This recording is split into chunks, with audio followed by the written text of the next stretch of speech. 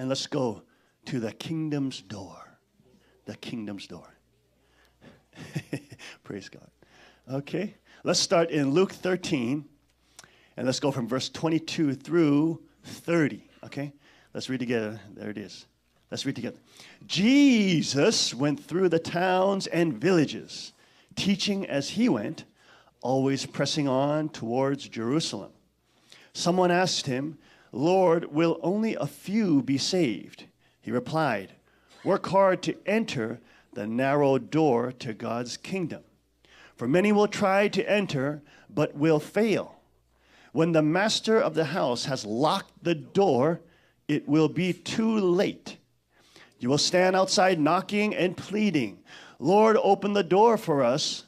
But he will reply, 'I don't know you or where you come from.' Then you will say, 'But we ate and drank with you, and you taught in our streets.' And he will reply, 'I tell you, I don't know you or where you come from. Get away from me, all you who do evil.' There will be weeping and gnashing of teeth, for you will see Abraham, Isaac, Jacob, and all the prophets in the kingdom of God. But you will be thrown out, and people will come from all over the world, from east and west, north and south, to take their places in the kingdom of God. And note this, some who seem least important now will be the greatest then, and some who are the greatest now will be least important then." Amen. Wow. That's some power right there, folks. That's a really powerful scripture. It's interesting because he gives the warning to those who have heard the teaching of Christ, yet have refused him. But at the last minute, when it's too late, they say, "Oh, didn't we eat and drink together?" Right? And then it's too late. It's too late. Right? But notice this, they are not allowed into the kingdom, but look, you were thrown out. But at the same time, there are those who are thrown out of the kingdom or not allowed in. Look at this. People will come from all over the world. People will come from all over the world, from east and west, north and south, to take their places in the kingdom. Wow, isn't that interesting?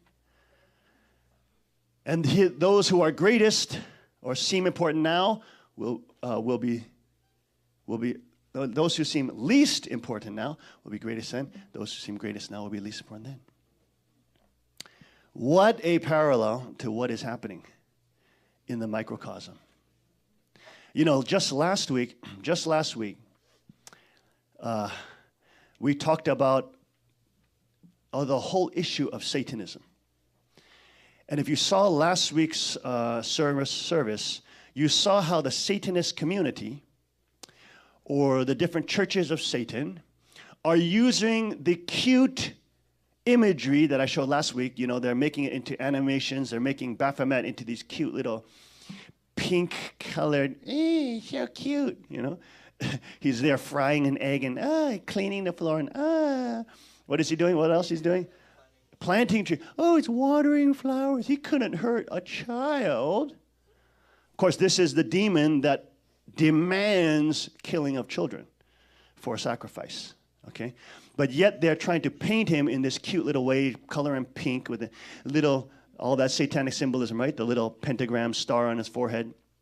Get kids acclimatized, get them used to seeing these images, thinking these images are countercultural or rebellious or creative or whatever, out of the norm, and then getting them to put them on their bags, on their stickers, etc., right? And we've seen that. Okay, so we explored that last week. We also explored that whole tradition in the occult of, remember the hand gestures, the different hand gestures and hand postures. Okay, in for example, the Vedic occult systems, they're called mudras, all right? And these are basically liturgical, ritual symbols that have meaning and are done in actual satanic rituals, okay? So we saw some of those last week, right? We saw, of course, the whole situation with the Han Mother now. We are leading up, there you can see ever since she has fallen and left her position and has betrayed her father, you can see all these elements we've been talking about coming in. But before we go into that stuff, just this week, she was giving another speech in, what was it, this place, Yongpyeong, this time. And that was on, just this last week, on the 5th, okay? So a couple of days ago. And of course, this is the reason why. This is the reason why now even the Korean ministers and Japanese ministers are fearful to disseminate these speeches. Because now they're becoming so obviously heretical, so obviously satanic. Okay? So you see here, for example, in just last week on 10/5, October 5th, 2016, she says to about 650 leaders from Korea and 800 leaders from Japan in the Yongpyeong resort, she said, this is her speech. Can you see all right? You are happy people. Why are you happy? Because you have met me, the only begotten daughter. Elder members must have a lot of love for Father. However, there is one thing such elder members need to know. I am born with a lineage that has no connection to Satan for the first time in 6,000 years. So not only is she claiming that she has no connection to Satan's lineage, she's claiming that's the first time it's happened in 6,000 years. So then she's saying Jesus, his lineage had a connection to Satan. And then she's saying Father's lineage had a connection to Satan. Okay, so this is the reason why the family fraud now is not disseminating her speeches, because they're so blatantly blasphemous. It is a miracle that I, the only begotten daughter, was born 2,000 years after Jesus, and for the first time in 6,000 years. Etc. She goes on about Mary, talking about Catholics and the worship of Mary. And she says, because they don't know the history of the providence. Who did it? How did the name of true parents come about? It's the only begotten daughter. The only begotten daughter. This is what you need to know. I expect you know about the spiritual works in Cheongpyeong works. The reason Taemonim could carry out such providential works was because she gave birth to the only begotten daughter. That is why after going to heaven, she is in a position where she must help me, the only begotten daughter. Okay? She goes on, very, very short speeches, but very, it's exactly what we told everybody. I mean, there's nobody who 3 years in advance told the whole world community what was coming down the pipeline and was right. All the family fraud leaders were lying. They were not telling the people what had happened. Okay? Because Taemonim fulfilled her responsibility, true parents became perfected and unblemished because of Taemonim. You see that? I mean, this is so obviously heretical. It's laughable. It's laughable. It's so sad. Because that's why we say the more she speaks, the more she herself reveals her own theology, which is utterly antithesis to the principle. And of course, now you have the fallen, even sisters coming out saying, you had even my elder sisters came out publicly saying the principle is patriarchal and needs to be revisited or rewritten. And she went on about how the Han Mother is doing this and that. So they're now openly, from the core, they're openly denying the principle. Openly denying it. What kind of life did Taemonim and the only begotten daughter live? What should the Eve nation do? The desire of true parent is to fulfill the dream of the heavenly parents. You talk about the dream of the heart of filial piety. Japan must become the mother nation, the even nation that leads the way by becoming a model for all the children nations around the world. Basically, that means send me more money. That's what it means. I believe there's a quite large, okay, and then she goes on about the typhoon and global warming. Oh, God. I mean, this is like, even the founder of the Weather Channel, folks, the founder of the Weather Channel has come out saying global warming is nothing other than the elites trying to tax the rest of the humanity. They just want to take money from poor people, normal people. They want to put a carbon tax on people. The founder of the dang Weather Channel came out, said these numbers are ridiculous that are coming out of the UN. There's nothing like that. You know, look it up, look it up. He's the founder of the Weather Channel. The Weather Channel man and all the meteorologists, I mean, it's such fraud. And you can see how the family fraud and the microcosm completely bites the hook. To aid in what? To aid in more centralized power, aid the UN in its mission for more centralized communist power over the world. That is satanic. That is archangelic, to try to control and dominate peoples. That is what Satan does. It is a gift of God, freedom and responsibility. And when you leave people to be free and responsible and have responsibility, so if they screw up, they have to take responsibility for it, people end up following the 10 Commandments, even though they're not Christian or Jewish. Because you can't cheat people and succeed in a free market. You cannot cheat people and succeed. You have to serve your customers well. You have to outdo your other competitors. You have to serve your people who are doing business with you the best. You have to treat them with love and care. You have to consider them in all things. You have to try to make their experience good. And in that environment, even though let's say they didn't even have access to the Bible, the whole structure is incentivized towards treating people with living for the sake of others and creating win-win relationships. Not burning all your bridges, not working with known frauds, cutting off the bridges that are people with known frauds and working with honest people. This is critical if you want to succeed in a free place. On the other hand, when you have centralization, you have communism, you have all the political intrigue, you have all the line writing, you have all the decrepit things that happen, the corruption, the bribing, all that happens behind the scene, and the politicians are just the puppet liars to the public. Every communist society falls to that.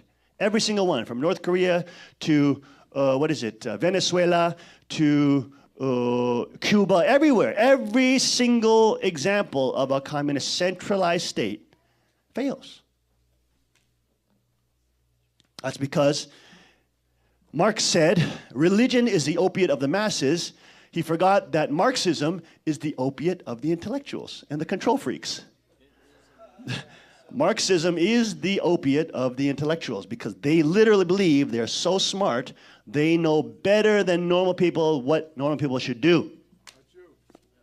That's called archangelic arrogance. Okay, so she goes on about global warming, et cetera, et cetera, et cetera. And then she goes, I believe there's quite a large sum of prize money. I have to save as much money as possible, and I'm certainly not in a position to spend on a prize money that could satisfy 1,400 people. But I have prepared some prize money for you, and I will distribute it without holding back. Don't forget that providential history could be perfected thanks to Mother, the only begotten daughter. This is like the freaking mob. All right, this is like, hey, I want you guys to do this and do that and do this and do that. And here's some money and play some polka or whatever. This is what it is. It's ridiculous. You better believe this and that and this and that. Here's some money, you fools. All right? This is ridiculous.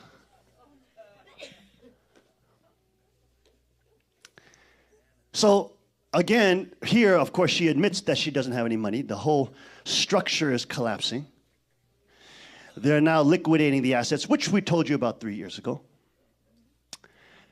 What is it? Even Balcom and Jenkins were up at the Boston church, right? Have you seen this? Saying, "Oh, we love you. We don't even have to talk to you." I didn't even see it. I just heard about it.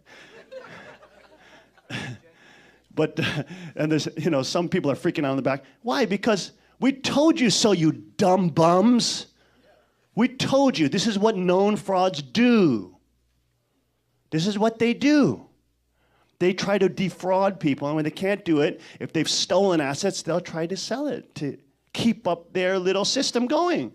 And all their little, pensions and salaries going as long as they can. This is the arrogance of the elites. It always happens when it's collapsing and in decline.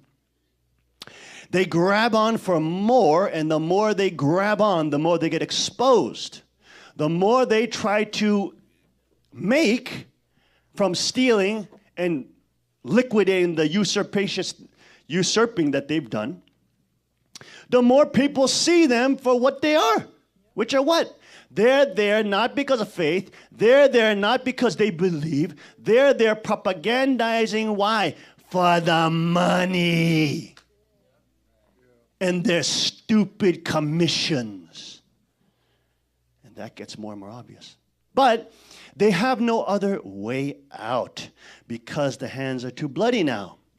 And the lies have packed on and heaped upon them. The more lies they have to tell, the more lies they have to tell to cover up the lies that they've told. And this is the fall of every evil empire, every evil civilization crumbles in such a manner. Satan was the first to testify to me as the only begotten daughter. So that's true. That's true. So she said that. So she admits that Satan recognized her as his only begotten daughter. And as the blasphemous heretic. So that statement is true.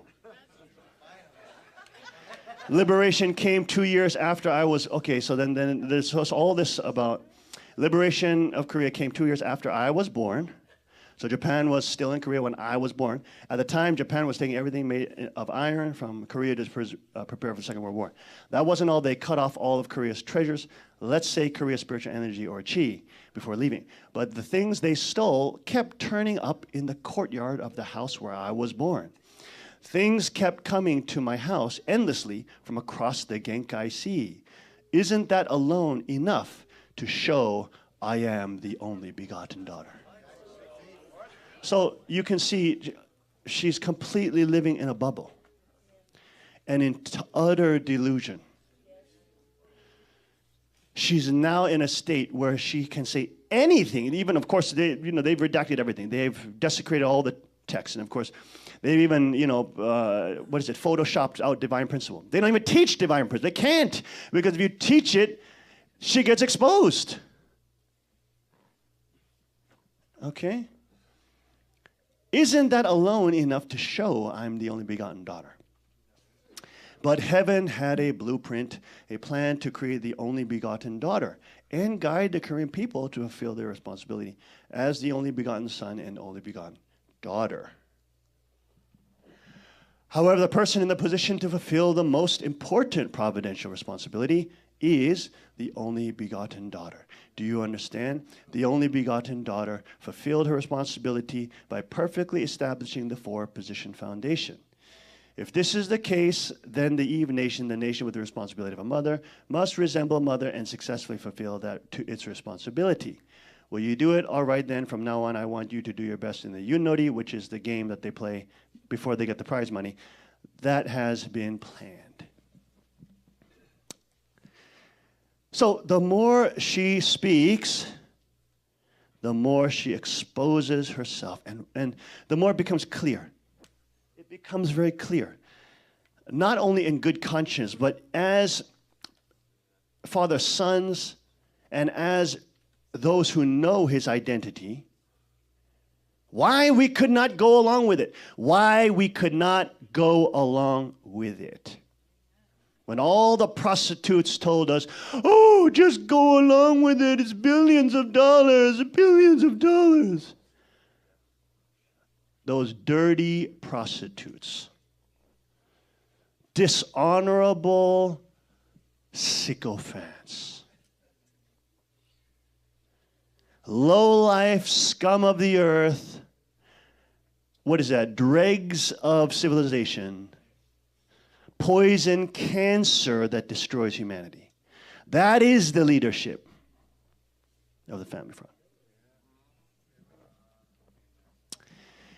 So the more she speaks, the more clear it becomes why we could not participate, and why we could not. We had to make the very heart-wrenching decision to say no, no, no, no. I love you, but no. Right? So last week we talked about this man and a whole host of others. I showed you all the different types of cute images that the Satanic Church is trying to put out so the kids pick it up on the internet and social media. Okay, but this man is Anton LaVey. He started the Church of Satan out in California, I believe. And is it San Francisco? Was it San Fran? Okay, yeah, that makes sense. It's San Fran. Okay, San Francisco. And so you can see we talked about of course, the symbolism here of the pentagram and the Baphomet satanic icon. But also we talked about the mudras, right? This is the Hail Satan mudra, or the Hail Satan hand posture that is used in satanic worship. Okay? And remember how they always want to trick the little dumb kids, because kids are dumb when they're young and they're stupid. So they want to trick them and say, oh, no, no, no. It's just liturgy. It's just a ceremony. Why? Because you kids are dumb, and you believe dumb, idiot people, and you not able to see who's a predator or not. So they tell you, oh, okay, it's just like a different type of rituals, and okay, there's a kid sitting on the altar, but it's harmless. It's all symbols, and it all, means, it means nothing. It's just, it's kind of an occult thing, right? But then, of course, you see that not only does it stay in the liturgy or the ritual aspect, but what happens, of course, look at the Hail Satan posture. See that again? Same hand gesture. Anton LaVey is also on YouTube in an interview explaining that posture as the Hail Satan posture. So you will see this in all of the world of rock and roll, right? Oh, rock and roll, right? This kind of thing. And without them knowing, they're using occult liturgical symbology. Okay, so anybody who knows that system sees all these young, dumb, idiot kids doing that, and they start laughing. It's just like, look at these dumb idiots. They're praising Satan. Praising him, right? Without them knowing it, okay? So here, of course, you see that the satanic liturgies always become sexual. They become sexual, all right?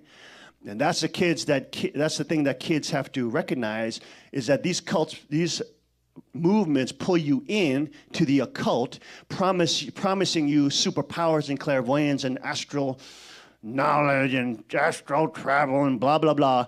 It's ridiculous superstition.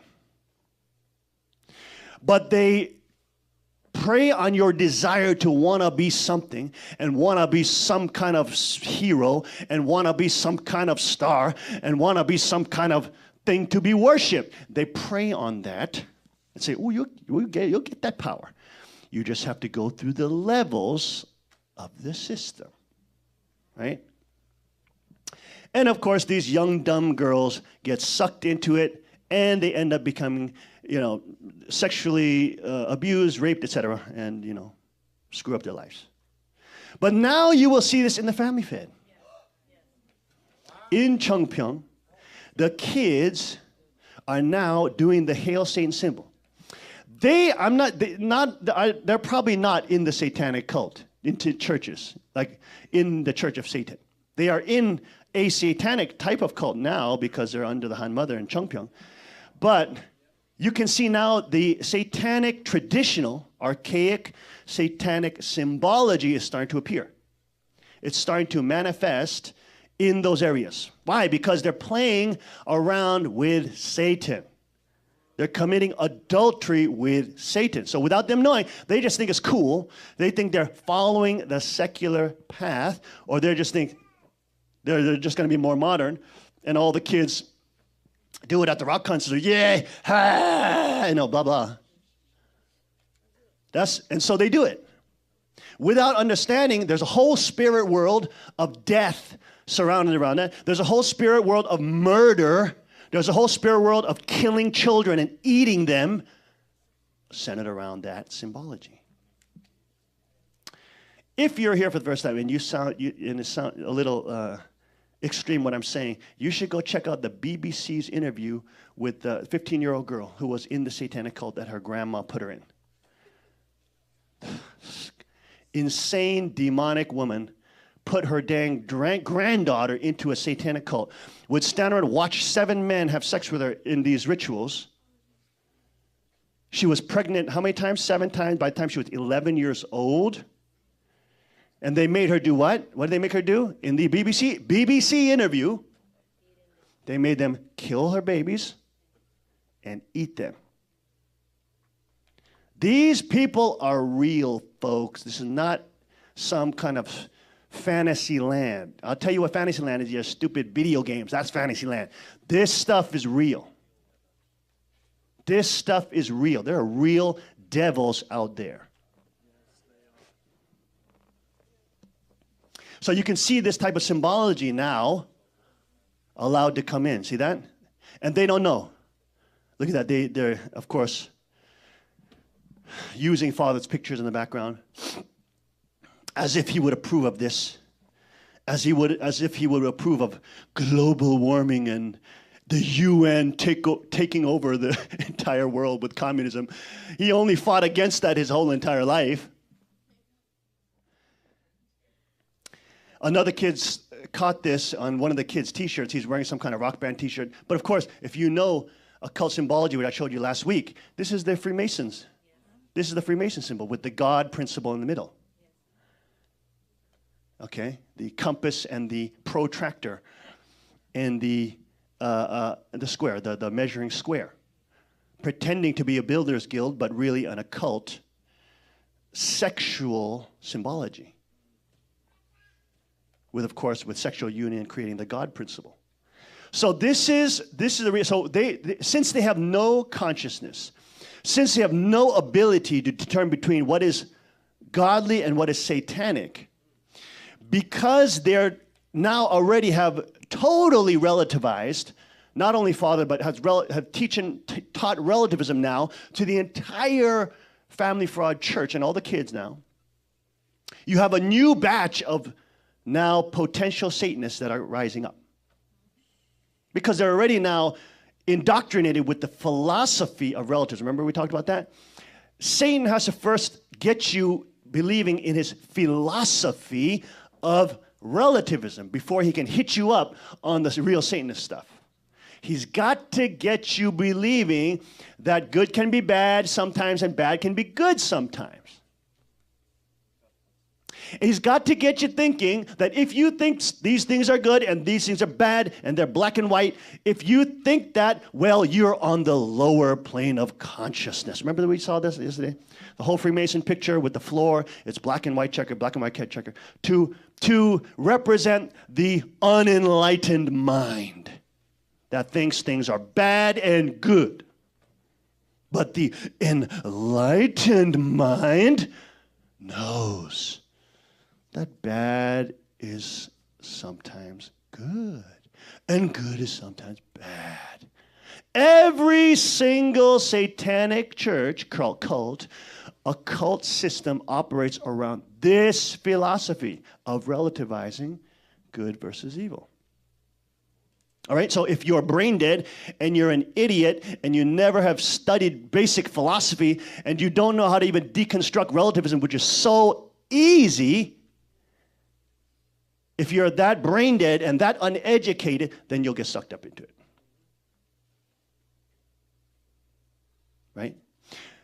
It makes you fall so that you never can return. It makes you come into love with Lucifer. Okay, so this kind of symbology now you can see is appearing more and more. And because the next generation of harlots and leaders that they're raising up is even more secular, is even more liberal progressive, is even more leftist leaning, you will see them, all forms of deviant sexuality will start to be protected and legitimized. You'll see it, I guarantee. So this is, of course, what's happening. And you can see it's interesting because it's happening right under the Han Mother. She's back there in the big picture. So remember, satanic rituals and cults always begin in liturgy, but they always end up in sexual, what they call sacred sex or sacred sexuality, which is nothing other than prostitution. It's nothing other than free sex. That's what it is. But they're just calling it sacred and hoping young, dumb idiots believe it. Right? So these dumb girls are thinking, okay. Oh, I did some kind of cool thing. Oh, my friends are doing it. Okay. No, honey, don't worry. We're just doing a little liturgy. Don't worry. Just take it closer. Don't worry. We're all doing it too. Hee, hee, hee, hoo, hoo. And they can use social pressure on you girls because you girls bend to social pressure like crazy. When you got a whole group of other kids doing it, you girls just bend. And nowadays, of course, the boys bend because they're not taught to be boys. They know that about your psychology. They know that about you. And so they use it. And you think that it only stays liturgical. You think it only stays gentlemanly and in ritual, right? No, dummy. It always leads to them spanking you, touching you, having sex with you. That's the reality. That's the reality. And nobody tells you about it, which is a problem. No church tells you about it, which is a problem. All the churches are just taught, just tell them good things. Hello, you got to know about how the dang wolf looks like, how it smells like, how it hunts, because if you don't know, you will walk into the woods and little lamb, walk into the woods. I'm just going to see my friend. Ha ha ha. And you're walking into a wolf's den. It's like my stupid bunny rabbit who got out and was walking down. She thought it was safe like her pen. The dumb bunny rabbit going down. She's like, I'm taking a walk towards the pond. Wow, something comes and eat her, bit her head off. I found her dead in the garden. She's dead. Her head is ripped off. This is what happens. You must understand how the devil works. You must understand how he moves, how he deceives, how he tricks you, how he understands your mind, your psychology, your feelings. And he will use everything against you to get you into where he wants. All right, so look. The satanic cults always end up in these orgies, etc. Okay?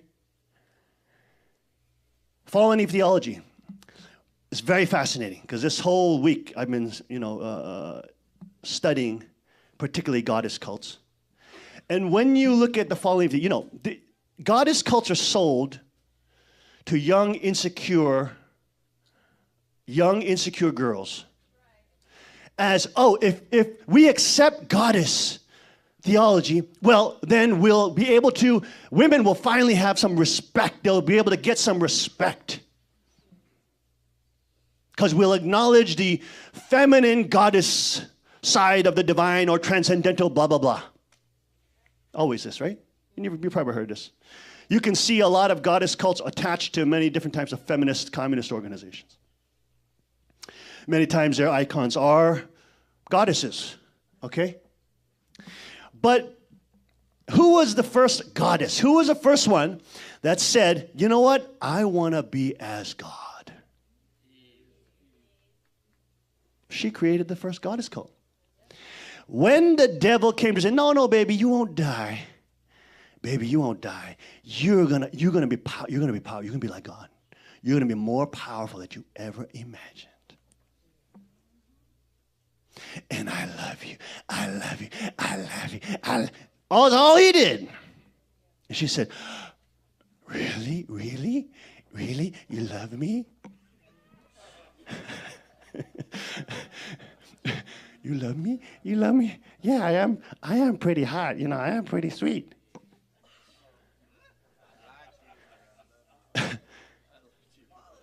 And she gave it. So Eve becomes the first goddess.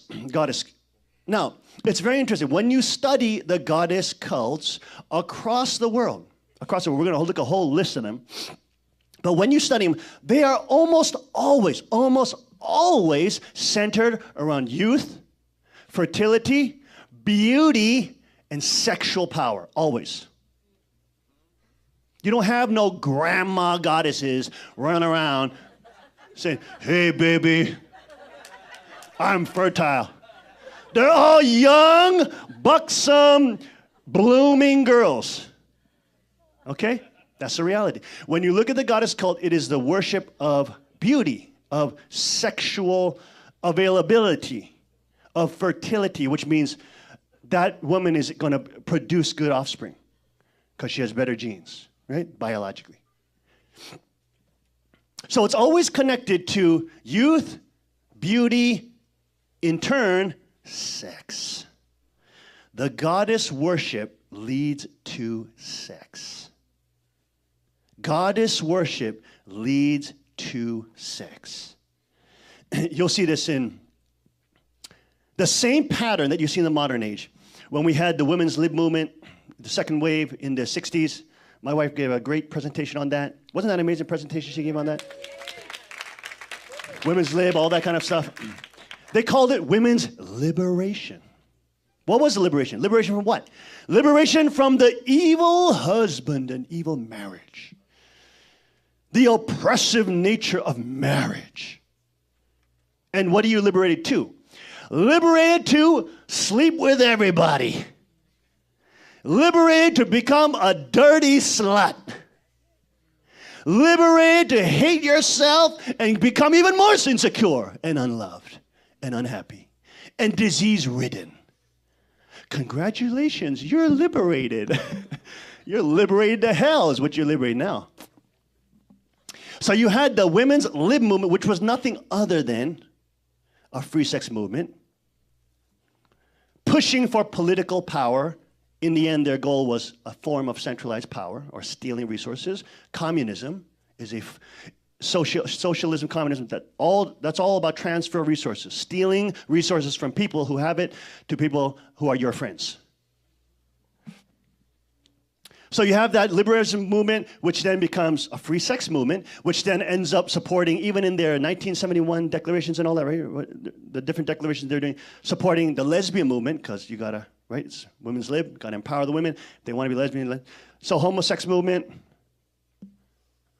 We now see after the homosex movement, they're pushing a transgender movement, right? And now, of course, Pierre even found this article with the SRI, what is the Sexual Rights Institute or something like that, at the UN, and they're pushing now for rights of children to have sex at 10 years old.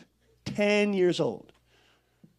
So they're trying to legalize pedophilia, okay, which in Germany they have already not legalized it, but they've decriminalized it. They now see it as a medical condition, what they call minor attraction syndrome. All right, so instead of getting the pedophile and hanging him, now you have to have compassion for him or her because, well, that person is sick. That person is born with it. Haven't we heard this argument with the gay agenda too? And the transgender movement too? Haven't we heard the same exact argument? So that's minor attraction syndrome. And then now is the gender attraction syndrome. Pierre also found, because he's been fighting the homosexual agenda for 20 years, he's found a porn addict who wrote an article, and he's freed by Christ from porn, but he's still writing about it, just to help people.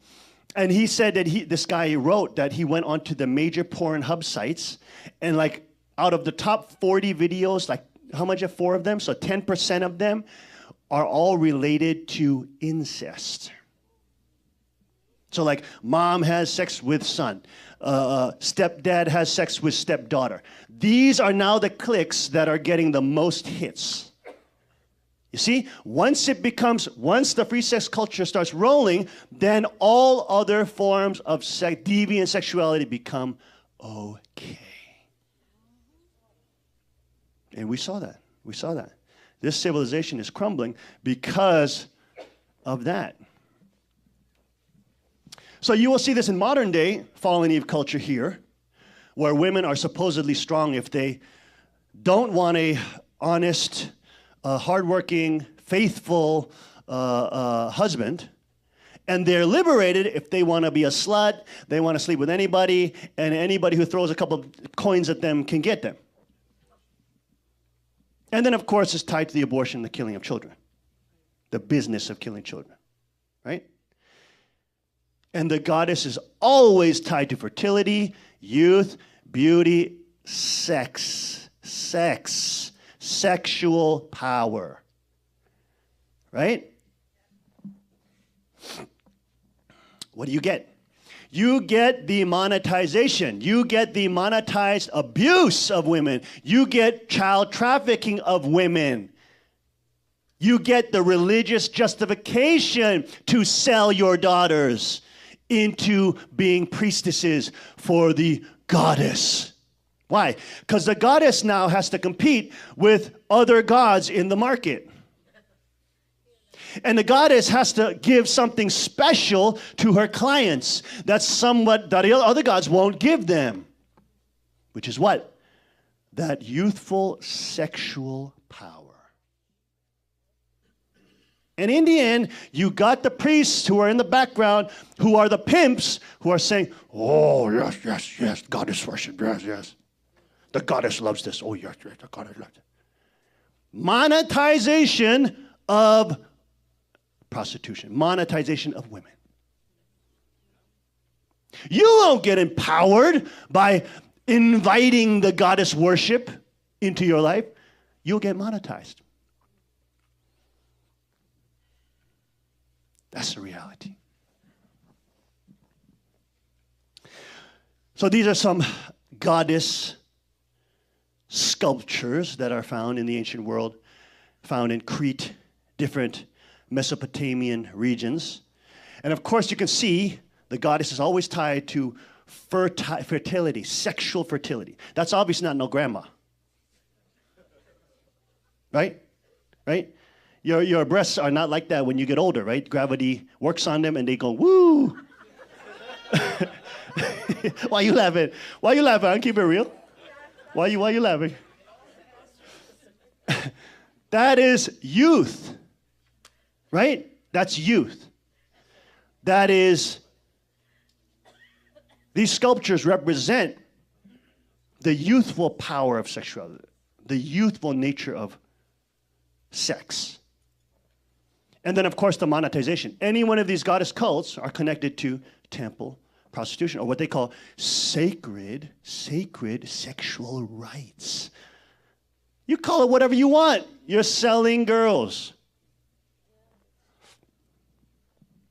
This is Athena with the owl motif and the 2 snakes around, and grabbing the 2 snakes. And look, we always think Athena is the goddess of wisdom, right? She's always so wise and she's always so well dressed. She's got her boobs hanging out the front door. What you talking about? She's always well dressed. She's acting like a slut. That's the goddess of wisdom. That makes you wise. Dressing like a slut, your boobies hanging out all over the place. Give me a break. This type of worship, if you worship these kind of images, you are worshiping the worship of the flesh. You're worshiping simply youthful fertility. And there's the owl of wisdom so wisely perched upon her head. She looks like an idiot to me. Inanna and Ishtar, in the other cults, in other regions, all these goddesses get passed around, by the way. This is what, they become Venus in the Roman world, the Greco-Roman world. They become Aphrodite. They just get passed around because they're sluts. These goddesses are sluts, you understand? They get passed around. They just get used, exploit more women, abuse more women, then pass it around to the next culture. Let's abuse and monetize women some more. They're nothing other than prostitute goddesses. Inanna and Ishtar, notice how they're not grandmas. They're not. Always tied with sexual fertility. Always tied with youth. Always tied with, sex. Because when men are looking at these pictures, they're thinking about sex. In the ancient world, they don't have pornos and internet, to click on a click, see some naked ladies. They go to the goddess cult to see some naked ladies.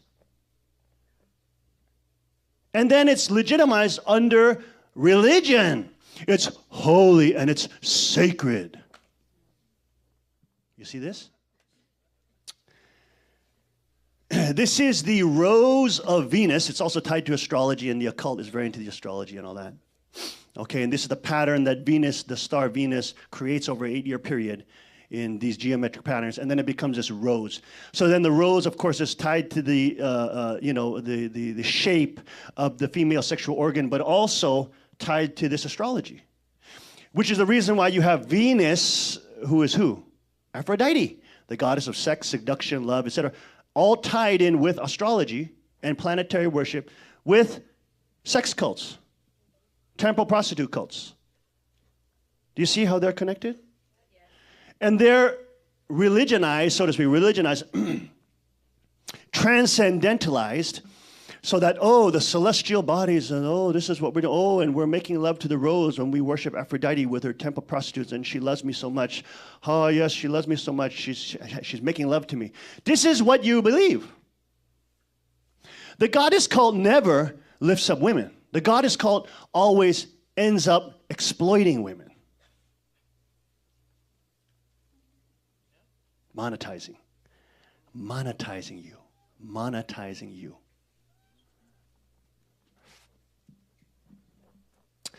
Rosa Belle. There it is. The Venus cult tied to the rose. And of course, that comes into Catholic iconography, also starts adopting this. Venus cult iconography. Different parts of the Catholic Church, different cults within the Catholic Church start adopting this Maria motif. And we saw how Maria motif is always connected to the moon or Artemis, Diana, which has no mention of that in the Bible. Why is she always standing on the moon? Well, what is that about? You see also her motifs with the rose or the Venus motif, which was, of course, folks, you have to remember, that was the most dominant iconography in the ancient world while the Bible was being propagated. It was the Roman culture which was dominant. It was these gods. These figures, which seem to be mythology to us, were the dominant temples in that time of the world.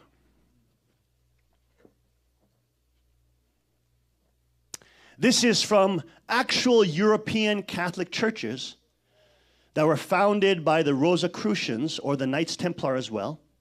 Both of them worshipped Mary Magdalene as an attractive, alluring, powerful, sexual female. And they attached it to the rose, or what was existing at the time was very powerful, which was the Aphrodite cult.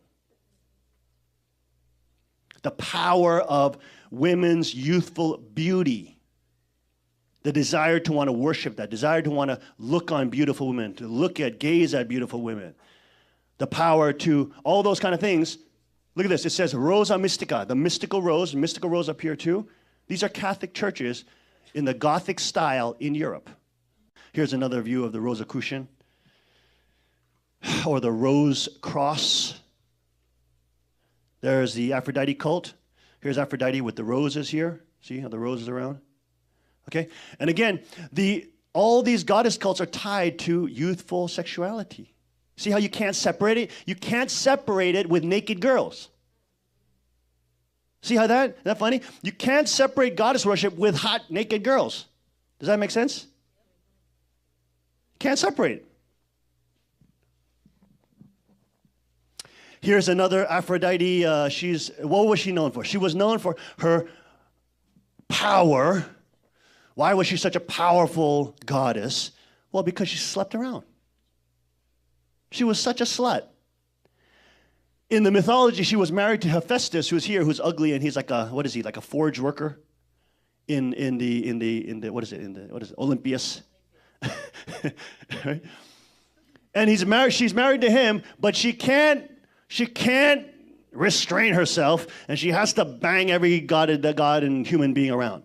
So she ends up sleeping with Ares and a whole host of other men. She's a slut. What kind of culture are they teaching to young girls? The Mother Mary cult, of course, connected, look, to the moon here.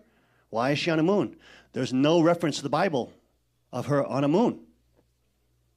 And of course, you see the Mary cult in all these images over and over. There's always the moon, the star motifs. Always, there it is again, the famous one with the stars and the moon. Always, always, always. Why is she on a moon? These are ancient transferring of goddess worship. The desire for these young priests to want to look upon beautiful women. They're supposed to be celibate. They're supposed to be. But they still have a burning desire to look upon beauty and the alluring power of sexuality. So Mary becomes a Barbie doll. And she's connected to extant, which means existing goddess cults, which Paul speaks out against. He speaks against the cult of Diana, which is a moon goddess. He's railing against them. In fact, he's destroying their businesses because he's telling people, don't buy those statues. And the people who are forging and making these statues are getting angry. They say, get Paul out of here. He's actually in a fight with these people who worship the moon goddess in the Bible. And of course, you have seen over and over again, it's now on the internet, there's people who are in the Catholic Church who are nuns. When you're a nun, you sign off all your human rights to the Catholic Church. You are basically owned property of the Catholic Church. You are property of the Catholic Church.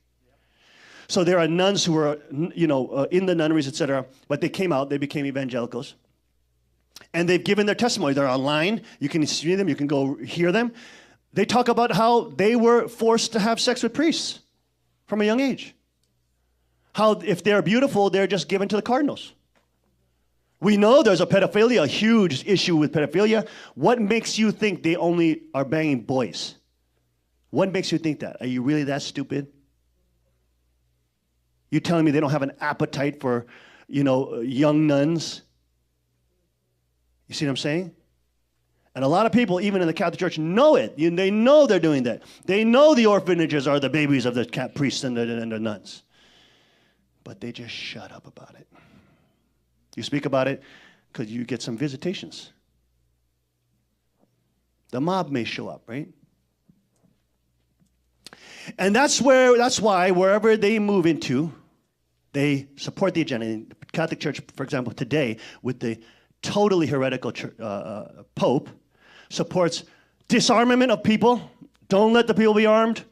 They support the tax on people with global warming. All the craziness that communists believe the UN is supporting, the Catholic Church is supporting. Totally ridiculous. Why? Because the same organizations, same motives to control.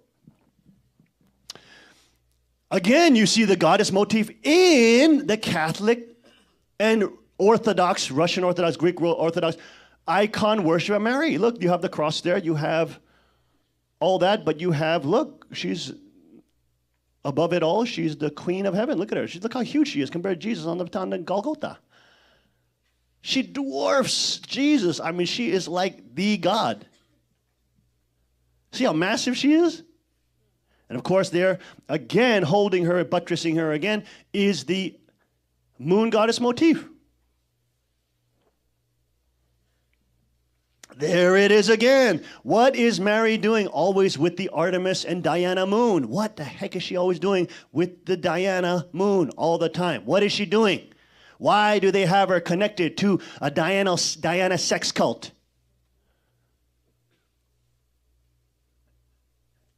Father always chastised the Catholic Church. The nuns should be married. They should not be property. That's a big difference, right? If you give away all your rights and now you are property of the Catholic Church, you are nothing more than a slave. You are literal property. Do you see how that's a problem? See, God wants women to have the sanctity of marriage and the protection of marriage, not to be property. You see what I'm saying? But when the worship of these things happen, even subtly like they do in the Catholic Church, and most Catholics don't recognize these areas. Most Catholics, if you show them these images of Mary, they don't even remember that there was a moon there. They've seen it billions of times, but they've never seen the moon until you point it out. Never seen it. They've seen Mary 1,000,000 times, but they've never noticed that there's the moon, Diana goddess, is connected to it. Which then what? Once you allow goddess worship, you will start monetizing women. You will start and what do? The women who become priestesses are supposed to become property of the church. This is, of course, the Diana cult, the Artemis cult. Look, you can see again the moon motif going into save the hunter. The hunter is being saved by a naked woman frolicking down the meadow path. The idiot, if he got lost, I mean, he should have a compass or something. He should know how to get out of the woods. If he's gone in the woods, he should know how to get out. Otherwise, he's no hunter at all. He's purposely getting lost in this so he can fantasize about naked women saving him. And there it is again. There it is again. Right? The naked Artemis, and she's a perpetual virgin. Even though she sleeps with all the hunters, she's a perpetual virgin. This is the insanity you will get in religion. Okay, well, these temple prostitutes sleep with every single man, dirty man. They got, probably genital warts and herpes and everything under the sun, but they're still virgins for you. And you're so dumb that, oh, really? Okay. You see how unbelievably ridiculous it is? Also in the Egyptian cults, ritual, sacred, quote, sex rites, nothing other than temple prostitution, nothing other than the sex trafficking of young girls, to be forced at a young age into these rituals. Just like that lady, that girl who was forced by her satanic, demonic, evil grandma to be raped by grown men and be impregnated 7 times before she's 11 years old.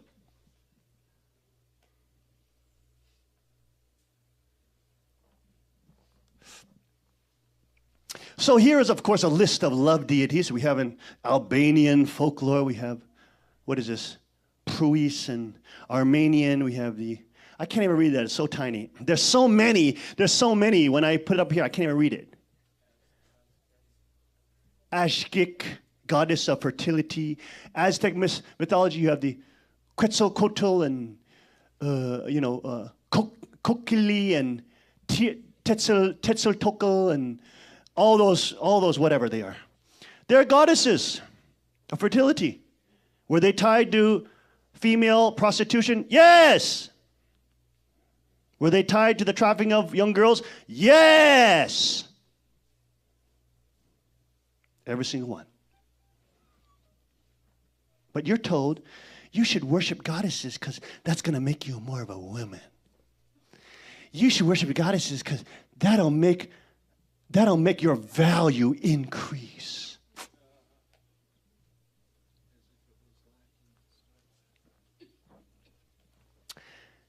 in Buddhism, you have the Azenmyo in Japanese Buddhism, the red Buddha symbolizing lust. Okay? Canaanite mythology, you have the Astarte or the Ashtara, the statues we saw.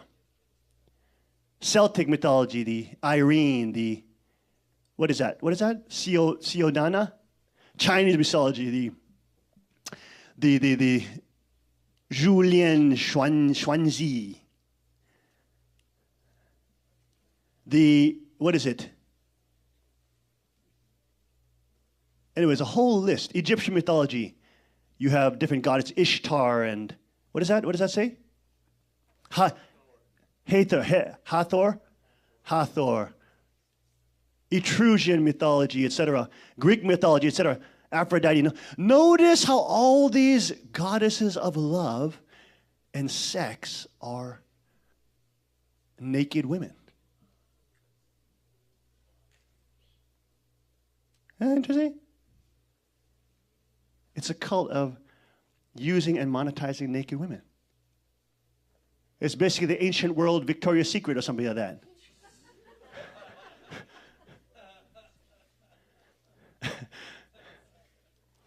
Hindu mythology, Rama, Rati, Yelama. I have a different image of Yelama. Mesopotamian mythology, Inanna, Moroccan, etc. Yeah, just on and on. Sort of Venus, Slavic, etc.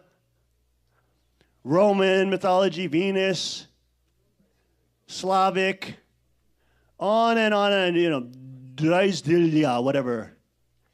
Voodoo has different goddesses. They have a black Madonna. Anyways, goddesses you never heard of. Are these goddesses tied to fertility and sex? Yes, they are. See?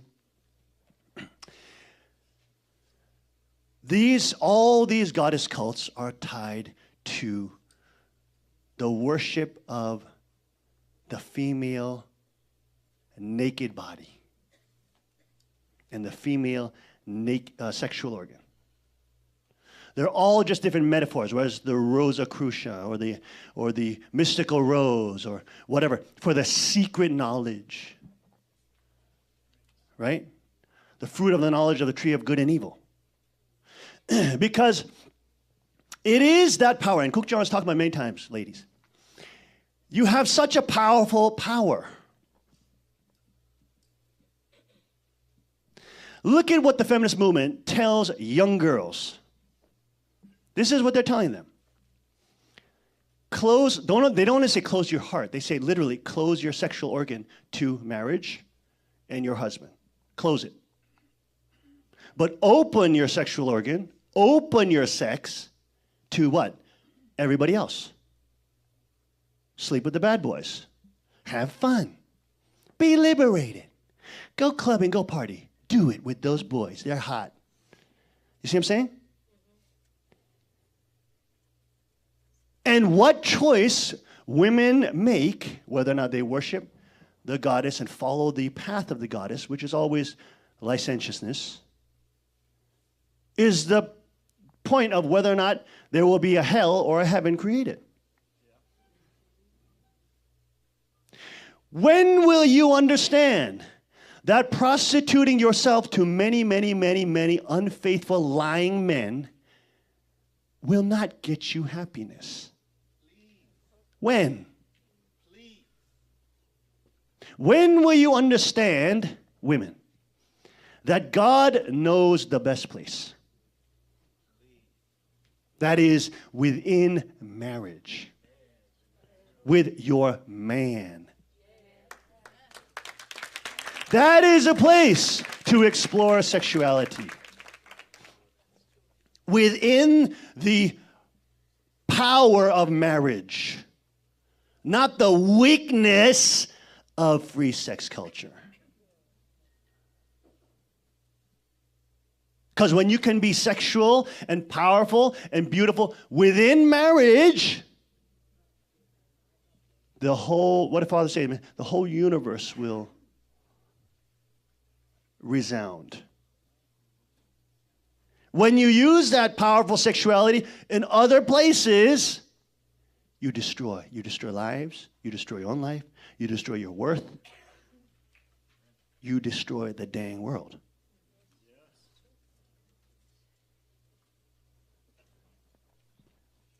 The goddess cult is not for the empowerment of women. It is for the sellout of women. It is for the prostitution of women. Look at all the goddesses. They are whores. Look at the music industry goddesses that they promote in front of you. All the little sluts they promote in front of you.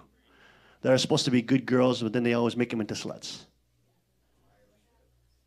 Miley Cyrus, Taylor Swift is now becoming a wacky, right? Who else? Britney Spears, blah, blah, Keisha. These are little modern goddesses that young girls are supposed to worship. How do those girls behave, girls? Are they girls that are faithful and honest and true to their man and their husband? They can keep a promise and they are trustworthy people that honor the vow that they've made in front of God and their community? Or are they little sluts? To get more power, to get a better record deal, sleep with the executive. Come on, it's just sex, baby. Come on. What's wrong with you? It's just sex. Why are you so hung up? Drink this, eat that. Why are you so hung up? You see? The goddess worship and the goddess cults don't lead to the protection of women. They lead to your exploitation. And guess who loves that? Your little pimp daddies love that. Yeah, get those girls. They never call you girls. What do they call you? They call you hoes or biatches. Right? Because you are monetized. The goddess cult does not lead to your empowerment. It leads to your death. Which is the reason why God tells you, do not worship the goddess. Do not worship any other gods but him. And he is a father who will protect you, who loves you, who dies for you. And if you understand that, he knows, of course, best for you.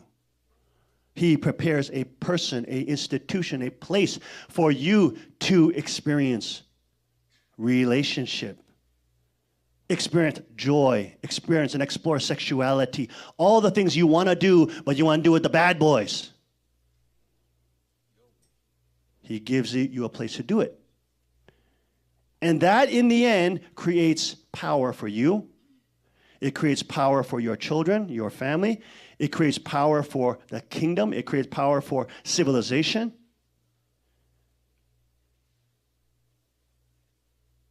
Marriage is counterculture to this goddess worship. It is rebellious against this type of fornication, against the prostitution of women, against the exploitation of young girls. Marriage is rebellious against those things.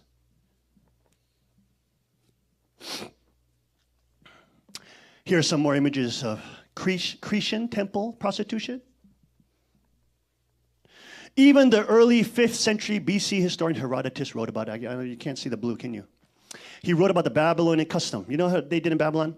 They would have the young girls have to sit in the temple of, Inanna or Ishtar. And it was the same stupid goddess. Herodotus referred to it as the cult of Aphrodite because he was a Greek writer. But Babylons didn't refer to them as Aphrodite, the goddess of fertility. That was Inanna or Ishtar or Ashtaroth, whatever. So we'd have the temple there, and all the girls would have to sit. All the girls would have to come, and this is Herodotus's explication of that in his writings that he wrote in the 5th century BC. Can you read the blue? You can't really read it, can you?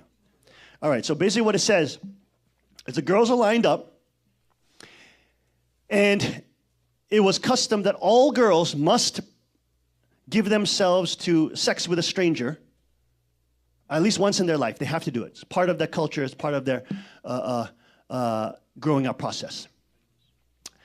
Okay, so the girls are taken in to the temple of Ashtaroth or Ishtar. They sit on the ground. They sit on the ground, and strangers come up to you, and they throw you a certain amount of money. The monetary value is not important. So they give you a couple coins, and they say, I invite you in the name of Mylita, which was the wife of some other god, and it was some kind of goddess. I invite you in the name of Mylita. Then you have to have sex with this guy that you don't know, outside the temple, and then you can go home. So the beautiful girls they're all raped pretty quickly, right? The beautiful ones are just, let me have her, that one, go. And the ones who are not so beautiful have to sit there 2, 3 years, 4 years. Herodotus actually says sometimes up to 4 years.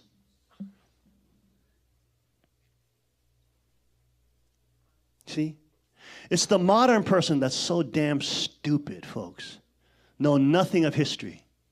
Know nothing of reality. You don't think this exists. Yes, it does. You only think it exists in some kind of third world country. No, it doesn't. It existed at the height of the greatest civilizations on earth. So that was a custom. All girls had to be prostituted. All. Can you imagine if that was a culture that you had to grow up in? Think about that. Right? You would have to go into some temple thing. You have to sit up in the front, and then some guys can just come off the street and say, I invite you in the name of, you have to have sex with them. And you're like 13. You're 12 years old. You just went through puberty. You see, not all cultures are the same, folks. This is the great lie of relativism. Total bull. Cultures are very different. Some are good, some are evil. When you worship the goddess girls, you don't get empowerment. You get sluthood is what you get. Here's an image of that kind of temple prostitution. Here the girl sitting down, waiting to be invited in the sacred name of Mylita, a false demonic goddess who wants to sell them into prostitution. You're telling me all gods are the same? You're telling me all gods love you the same? You're telling me all are same paths to God? Bull! Baloney! No, they're not. One leads you to God. The others lead you away from God.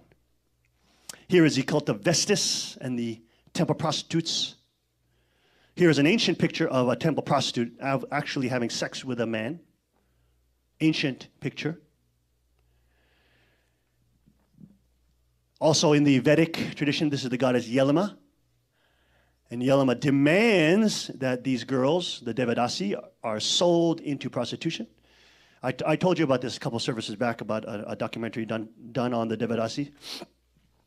But these young Indian girls are sold into the cult of Yelima, and they are forced to be prostituted. It doesn't only end with you, by the way. When you start worshiping the goddess cult, it ends destroying everybody. In this documentary series, there was a man who was forced into prostitution. He's a guy. He looks like a woman, but he's a man. And he dresses as a woman, a prostitute. So this type of fallen Eve theology, or goddess worship, leads to, of course, the monetization of women.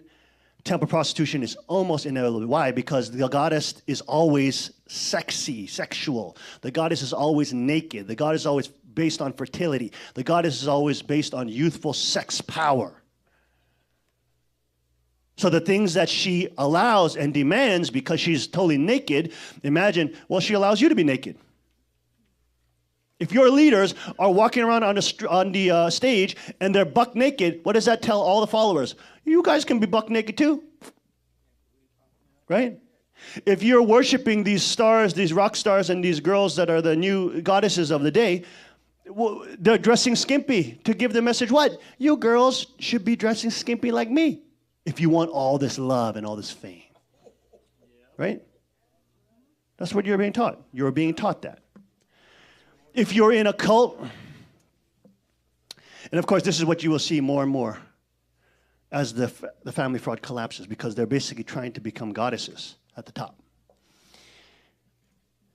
As their finances collapse, all that is collapsing, they now have to become more and more liberal and to try to keep their popularity. Remember, the goddess cult does not only lead to the monetization of women, it also leads to homosexuality. Which is why we've been talking about it for a very long time, that pretty soon you'll see it in the family fraud, you'll see it. Them arguing, or certain theologians arguing for, well, Father loved everybody, so we should, even gays have the right to love. Their leadership believes that. You people don't have no idea how liberal, progressive, how, quote, liberal, progressive, how communist their thinking is. The liberal, the young generation leadership. They're wicked rotten. Almost all of them, 100%, support the homosexual agenda. And then you got these stupid first-gen parents are so idiotic, they just can't believe that their child would do that. Sorry. You lost them a long time ago. Always will lead to homosexuality. The new popular thing, transgenderism. Well, we got to be inclusive to that too. After all, Father always just said to live for the sake of others, to love your enemy, and to love everybody. He didn't hate, he loved. Even the Father railed against the depravity of the nation. Even though he railed against communism, he railed against the homosexual political agenda, he railed against the disintegration of morals. Oh no, but that is that never existed. He's all about just love. It's love. If you love everything, you are Satan. Because if you love everything, that means you love evil. If you love everything, that means you love selling children, killing children. You're supposed to love everything. Why are you complaining? You're supposed to love everything. Oh, but that's illegal. Well, what if it's not illegal anymore in 50 years? What if pedophilia is legal? They're trying to make it legal. What if it's legal? Don't look in my daughter and tell me I should love. No standard.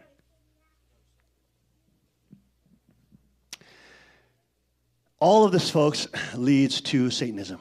The fallen Eve theology, the goddess worship cults, all the polytheistic cults, in the end, teach you, number one, relativism.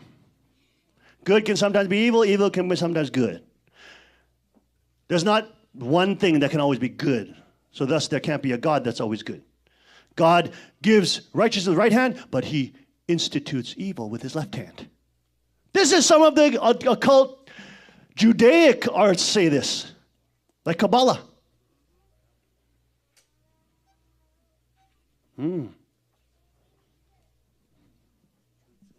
They're not arts. What I call it, it's not an arts. Jewish occult. Yeah, occultism. And why do those movements always in the end lead to not only monetization of women, homosexual transgender, selling girls off to, to the priesthood to be sold into slavery, transgender, pedophilia, incest? They're always tied to sex, folks. As the family fraud continues to try to worship Mother as the goddess of heaven, you will see the same issues. Same issues will rise up. Guaranteed. Guaranteed. You will see more of the satanic symbolism. You will see the appropriation of we should bless gays too. You will see all the things that are antithesis to true Father. Why? Because they paint him in their own image. They have no respect for honoring him. only to monetize him, profit from him. What did Father say in Chunseong 8:32? He said, let's read together. When human beings fell, it was because of love. Thus, the sexual organs are the most terrifying thing. Religion regards the act of adultery as the sin to be most feared. So then, is free sex in America part of the devil's doctrine for expanding hell or a doctrine for expanding heaven? It is a part of the devil's doctrine. It is the kingdom of hell on earth and the kingdom of hell in the spirit world. All of it will be destroyed.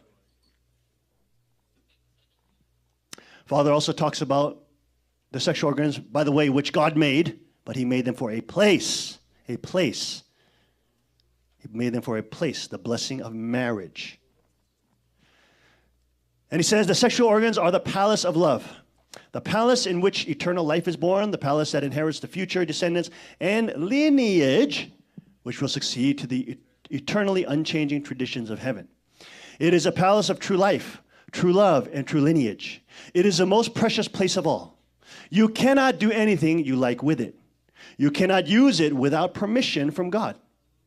It is a place that cannot be touched by anyone other than your husband or wife, who has gained the approval of God and the universe.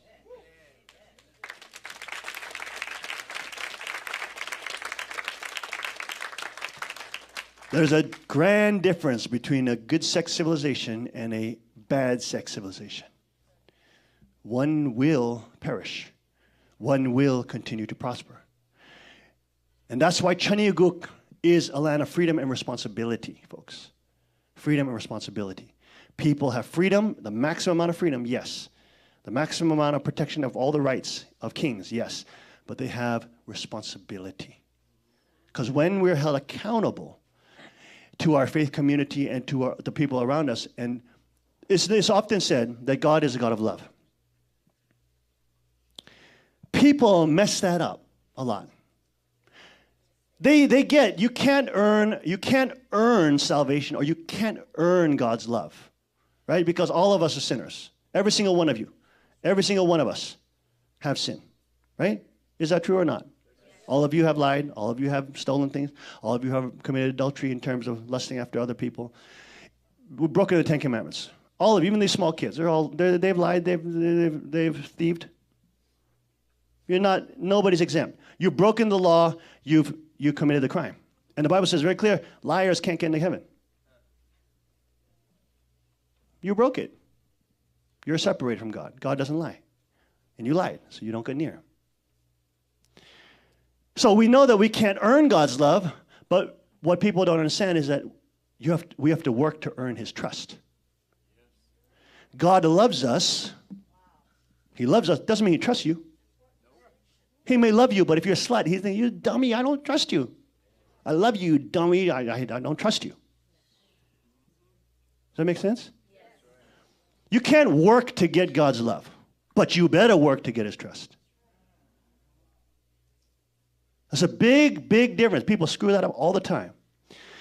We have to be responsible to God. We have to do things that try to please him. The Bible says very clear, he who does my commandments is that who loves me. Why do we do the commandments? We are, of course, trying to please God. And in the process of pleasing God, he trusts us more. Does that make sense? And we may be complaining, why doesn't God entrust me more? Are you serious about bringing him joy? Are you serious about trying to please him? Are you serious about gaining his trust? God loves all peoples, even sinners. Doesn't mean he trusts you. Doesn't mean he will give you the desires of your heart right now. Maybe you can't handle it right now. Right? So understanding the point of responsibility. When we practice our responsibility, when we are faithful to God, we are more trustworthy, not only to our spouse, not only to our children, but to God. And as we are more trustworthy to God, God can bless us in a different way. He can give us different things that we can now bring to a larger dimension. He can increase our bounty, our blessing, our responsibility, so that now it impacts a larger circle. But that doesn't happen if we are just thinking, God, you love me, and why aren't you blessing me? Well, are you trustworthy? Can God trust you with blessing? Isn't that interesting? Very important. Very important. Can God trust you with the power of sexuality? That's what the marriage blessing is. It's such a powerful force. Such a powerful force. God has given us a place for it, folks. SOS, come on out. God is working, folks, in small ways, but to build His kingdom, people must realize that we can't earn His love, but we must work to be trustworthy to Him. If there's somebody that you're praying for, and or somebody you know that needs to break through in that manner, pray for them during the time of worship. The time of worship, folks, is not only a time for singing songs. It's a time to bring joy and praise, thanksgiving to God, but at the same time, to allow God to work through us, to institute and or move in somebody that God has connected us with. So we may not have that habit of doing that, but today, if you have not done that, try to do that. Pray for somebody that you know has to break through to the next level. Come closer to God. Come closer to, what was the title? Heaven's Gateway. Heaven's Gateway. Heaven's Door. Heaven's Door. Heaven's Door. Pray for those who are preparing for the blessing soon, upcoming, right? Let's pray for these folks.